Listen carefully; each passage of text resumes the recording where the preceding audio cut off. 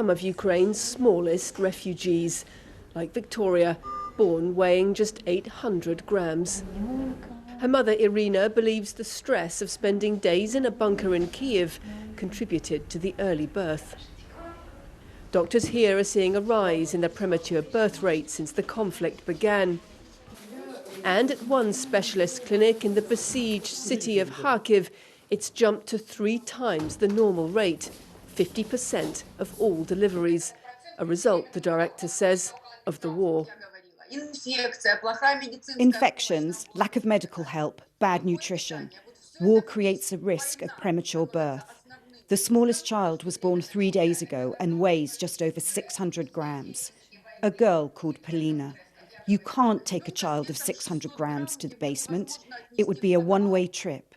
So we made the decision to stay with the children on the ward and live through the bombings together with them. Victoria's twin sister, Veronika, has already left intensive care. When the air raid siren sounds, Iryna takes Veronika down to the bomb shelter, but has to leave Victoria behind on the ward because she's too fragile to move. Emotionally, it's really hard.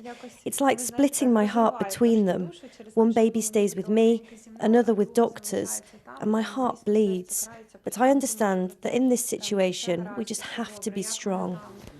Hospitals like this have been hit before, and staff here are worried. They've sandbagged some of the upper wards, but they're also building this new underground bunker to house the most fragile babies in incubators. Olga fled here from Kyiv. It took 3 days, she says, during which she couldn't eat or drink from fear. Have you heard of saying animal fear? It's a fear that makes your skin hurt. You're so scared you can't eat or think. When I arrived in Lviv, the doctor said I lost 3.5 kilos and that my babies' lives were in danger because their development stopped. Olga's twins have now started growing again.